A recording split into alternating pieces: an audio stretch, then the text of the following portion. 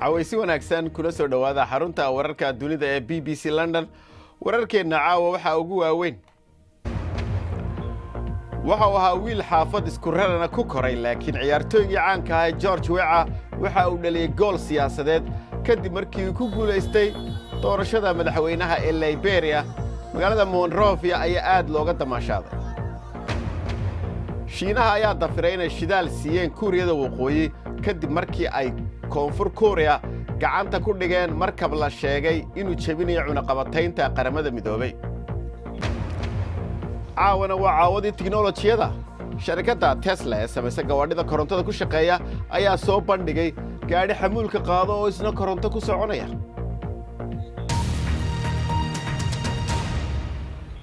taageerayaasha xidigii hore ee kubadda cagta George Weah ayaa farxad oo dajabiyay kadib markii uu doorashada ku guuleystay madaxweynaha Liberia ninkan 51 jirka ah ayaa helay 60% codadkii wareegii labaad ee sida adag loogu hirdamay kaasi oo ay ku kala calaf qaadeen madaxweyne ku-xigeenkii Liberia Joseph Boakai Weah waa ciyaartooygii ugu horeeyay ee aan European ahayn ee qaada Ballon d'Or ama kabaha dahabka ah bilada la yiraahdo waxa warbixinta guusha George Weah caawa inoo haysa Suhayba Maxamed Badqas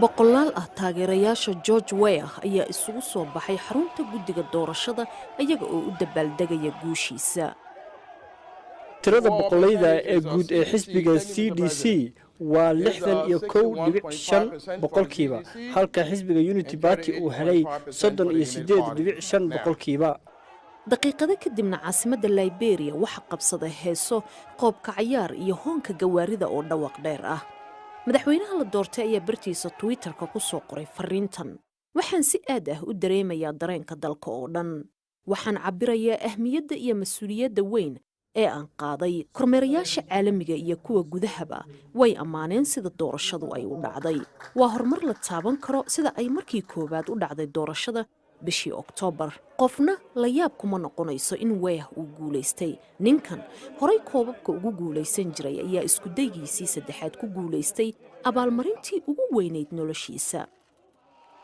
madaxweyne ku-xigeenkiisana waa xaaskii hore ee Charles Taylor oo maxkamadda caalamiga ah ee dambiyada ay ku xukuntay dambiyo dagaal Weah markuu ciyaartooyga ahaa sagaashameeyadii waxa uu koobab badan kaga guuleystay Talyaaniga iyo Faransiiska waa ninka kaliya ee Afrikaan ah ee xiriirka kubadda cagta adduunka ee FIFA uu u magacaabay ciyaaryahanka ugu wanaagsan adduunka waxa uu xilka kala wareegayaa Ellen Johnson Sirleaf oo ah haweeneydii ugu horeysay ee madaxweyne ka noqota qaaradda Afrika Liberia waa ay deganayd 10 sano ee u dambeeyay kadib dagaal sokeeye oo dheeraa oo dhiig badan ku daatay jamhuuriyadda ugu faca weyn Afrika dhanka xorriyadda ayaa hadda noqotay dalkii ugu horeeyay ee madaxweyne u doorta ciyaaryahan hore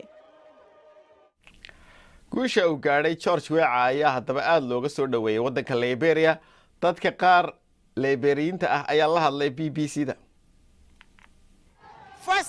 waa markii ugu horeysay noloshayda ayaan farxad sidan ah dareemo waxaan halgamaynay 12 sano 2005 iyo 2011diiba waan ku guuldaraysanay laakiinse wayna sii dhiirigelinaysaa sababtoo ah waan ognahay inaan nahay dhalinta qarankan taariikh cusub ayaan samayn doonaa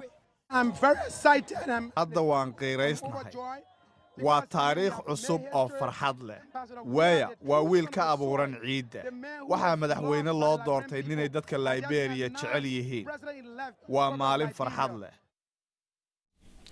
faahfaahin dheeraad oo ku saabsan warbixintan iyo kuwa kaleba waxaad ka heli kartaa bogga BBC Somali adigoo ka galaya moobilkaaga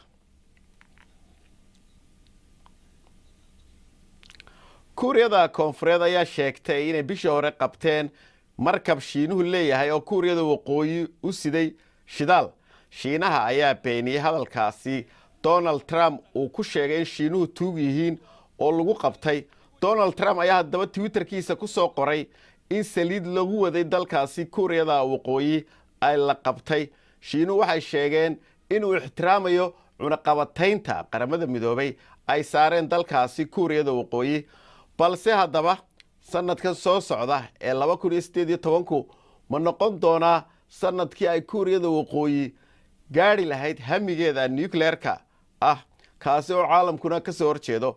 Yaasmiin Axmed ayaa ka warramaysa. waxaa la kala wareejinayaa askarta madaxtooyada Kuuriyada Koonfureed. waa dhaqan hore oo weli ku jira caasimadan casriga ah. laakiin khatartu maanta waxay ka imaaneen dhanka kale. sanadkani wuxuu ahaa midkii ugu halista badnaa.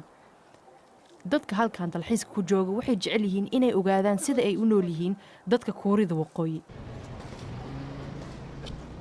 dadka Kuuriyada Koonfureed ma ka cabsadaan Kim Jong-un. markii uu ninkan canjiliyo kaliya taliyaha Kuuriyada Waqooyi ma ahan mid ay dadku ka naxaan. Some guy says he is dangerous. dadka qaar baa yidhahda waa nin khatar ah, laakiinse annagu kama cabsanayno General Kim. balse hadalaha waa kuwa ka xanaajiyo Professor Park Hee-rak. I think that saying good words or saying waxaan u malaynayaa in odhaahda wanaagsan in la yidhaahdo dadka ha walwalina inay fududahay. si aynu u difaacno ubadkeenna waa inaynu marno waddo cidhiidhi ah oo aynu wax walba u diyaar garowno. dhismaha lagaga dhunto qaraxyada nuclearka waxaa ka helaysaa wax walba oo aad ku noolaan kartid muddo dheer. laakiin qiimihiisa waa $50,000 mana cadda inta qof oo diyaar u ah inay iibsadaan. The good news is that the North Korean leadership is warka rational. wanaagsani waxa uu yahay in hoggaanka Kuuriyada Waqooyi uu yahay mid macquul ah oo aan diin ku dhisnayn oo doonaya in ay jiraan. waa la maamuli karaa, ka hortagiddu way guuldaraysan kartaa, laakiin cabsigelin wax ma soo kordhinayso. inkasta ay dadku ka wada hadalhayaan khatarta Kuuriyada Waqooyi, dadka Kuuriyada Koonfureed uma muuqdaan dad cabsi ku jirta. waana magaalad aad u degan.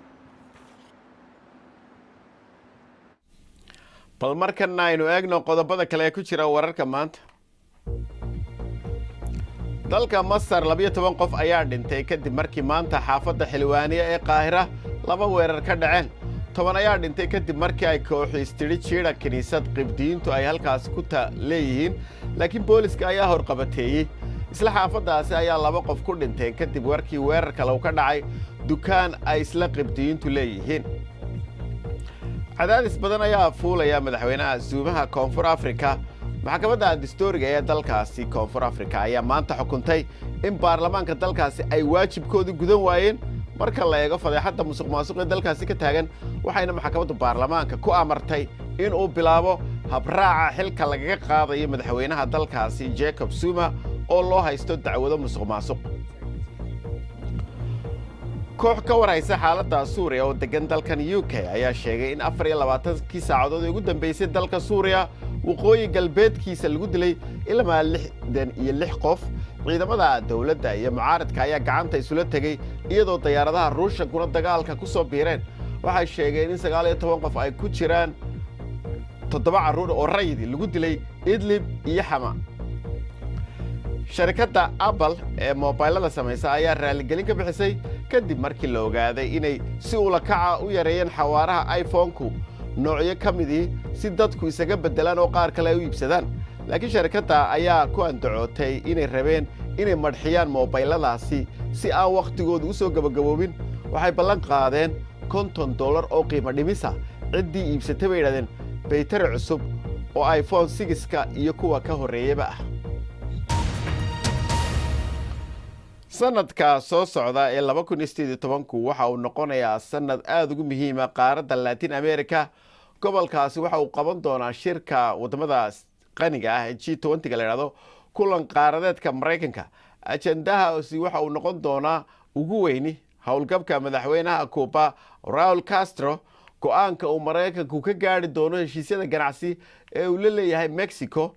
balse ta ugu muhiimsan eeyana qaaraddaasi sanadka soo socda ka dhacaysa waxa weeye iyada oo 6 dal ay doorasho madaxweyne ka dhacayso oo ay ka mid yihiin Mexico, Brazil iyo Venezuela. Qaalib Xasan Baaruud ayaa eegaya Latin America iyo sanadka soo socda.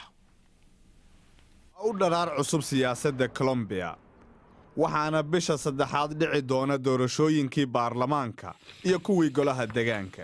waxaana markii ugu horeysay ka qayb qaadanaya jabhadda FARC oo hadda u xiibsiibatay xisbi siyaasi taasoo ay suurto gelisay heshiiskii nabadda ee uu saxeexay madaxweyne Juan Manuel Santos. Hogaamiyaha FARC Timochenko ayaa sheegay inuu yahay musharax madaxweyne, laakiin marka laga gudbo heshiiska nabadda dadka Colombia waxay walwal ka qabaan musuqmaasuqa iyo dhaqaalaha dalka. Markana dhanka Mexico oo mar kale ajendaha ugu sarreeya uu yahay musuqmaasuqa. Andrés Manuel López oo ah siyaasi dhinaca bidix ah ayaa musharaxiinta ugu cadcad. Waxa uuna wacad ku maray inuu musuqmaasuqa siyaasadda ka nadiifin doono. Laakiin dadka dhaliilaa waxay ku eedaynayaan inuu yahay dabhuriye. Haddana Brazil oo wareersan sanad walba waxay ku siibataa dhibaato siyaasadeed oo cusub. Madaxweyne Michel Temer waxaa lagu eedeeyey musuqmaasuq sidii madaxweynihii ka horreeyey ee Lula da Silva oo hadda ah musharaxa hogaaminaya ololaha doorashada. Weli waxa uu taageero weyn ka haystaa dadka saboolka ah. Laakiin dadku iskuma raacsana. Cristina waxay hore ugu codaysay Lula si loo bedelo siyaasaddii hore. balse hadda waa laba daran mid dooro. dadka Brazil dhan kasta ayaa looga xadgudbay. Ma jirto dareen ah sharafta ama danaha guud. Dareen ah aan horumarino dalkeena, aan la imaano wax cusub iyo in ay maalgashadaan mustaqbalka caruurtooda. Marka haddii aad i weydiiso yaad u codaynaysaa, maba garanayo. Haddana aynu eegno dhanka Venezuela. Jokerka qaaradda waxaa ka jira doorasho madaxweyne sanadka dambe. Madaxweyne Nicolas Maduro ayaa taageero ka haysta 30% dadka Venezuela, laakiin mucaaradka dawladdu waa mid habacsan oo kala daadsan. Sidaa awgeed madaxweynuhu waxa uu weli ku jiraa kaalin wanaagsan. caawiya xagga ciyaarahana ciyaartooyga weerarka ah Sanchez ee Arsenal ayaa xalay isku laba rogay oo 2 gool u dhaliyay kooxdiisa. Crystal Palace ayay 3-2 kaga badiyeen. ciyaartooygan Chile u dhashay ayaa mar walba la isla dhexmaraa mustaqbalkiisa iyadoo bishii January ay kaabiga nagu hayso ee ciyaartooyga la kala wareejin jiray. caawana waa caawadii technology-ga. waxaan war idinka haynaa caawa shirweynaha ragga jabsada kombiyuutarada ee hawada dhexdeeda ka duwada macluumaadka oo shir yeeshay iyo qodobo kale. waxa caawa soo diyaariyay Farxaan Maxamed Jimcaale.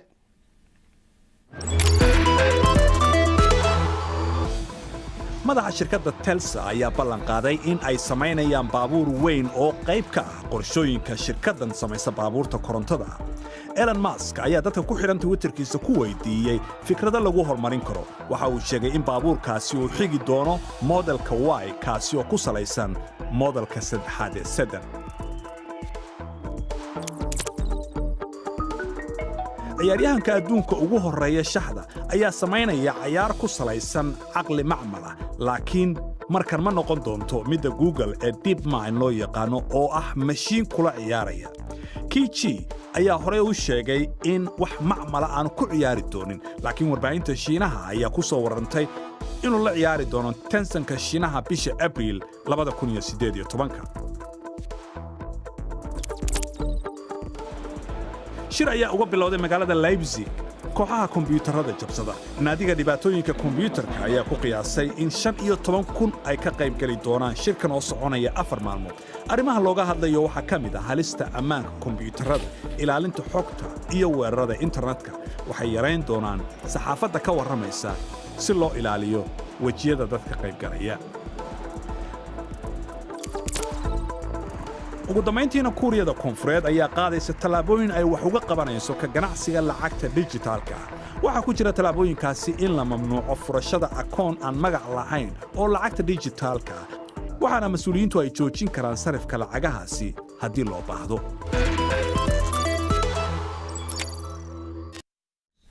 caawana waxaan idinkaga tegayaa Ranjit Singh, askari traafikada Hindi ah oo ciyaarta qoobka ciyaarka ula kala baxay. waa laga yaabaa inaad aragto ood garatayba siduu ciyaarayo inuu Michael Jackson aad ula hayo. 12 sannadood ayuu ninkaasi ciyaaraha gawaadhida ku kala waday dalka Hindiya magaalada Indore. intaas ayaan ku soo gabagabeynaa barnaamijkeygii ugu dambeeyay sanadkan 2017. intaynu kulmayno sanadka dambe, nabadgelyo.